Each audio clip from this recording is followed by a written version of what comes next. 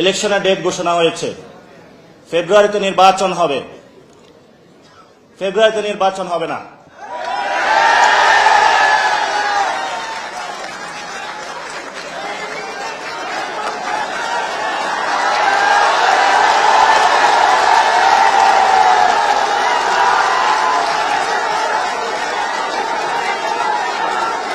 শুনেন,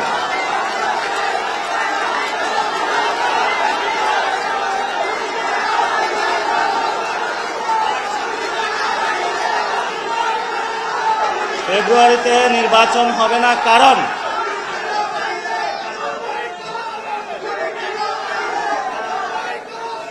কারণ কারণ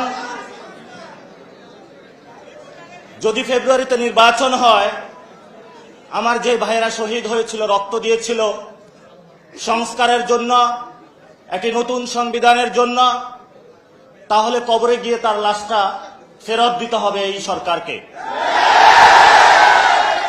আমার যে ভাইয়ের হাতটা চলে গিয়েছিল, যদি সংস্কার কাজ শেষ না করে নির্বাচন হয়, তাহলে এই সরকারকে আমার ভাইয়ের হাতটা ফিরিয়ে দিতে হবে।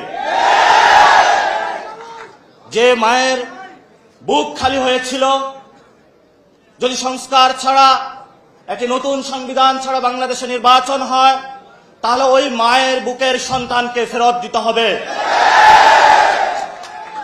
অনেক বাচ্চাকে দেখেছি এখনো বুকের দুধ পান করে, কিন্তু বাবা শহীদ হয়েছে। তাদের সাথে যখন কথা বলেছি, তাদের মুখের ভাষা পাইনি, শুধু চোখের ভাষা পেয়েছি। চোখের ভাষাটা ছিল অশ্রু। যে অশ্রুতে তারা বলেছিল, আমার বাচ্চা রয়ে গিয়েছে, আমার স্বামী চলে গিয়েছে, আমি বাংলাদেশ থেকে কিছু চাই না, কিন্তু আমি একটি সুন্দর ভবিষ্যতে বাংলাদেশ দেখতে চাই, যেখানে আমার এই বুকের যে সন্তান আছে, আর সন্তানকে কেউ খুন করবে না। কিন্তু বাংলাদেশে আমরা দেখতে পাচ্ছি একই সংস্কৃতির ডামাডোলে, একই ফেসিবাদী সংবিধানে, একই সিস্টেমের মধ্য দিয়ে আমরা নির্বাচনে যাচ্ছি। তাহলে এতগুলো মানুষ শহীদ হওয়ার প্রয়োজন কি ছিল? এতগুলো মানুষ আহত হওয়ার প্রয়োজন কি ছিল? আপনারা দেখেছেন, এখানে অনেক মিডিয়া ভাই রয়েছেন।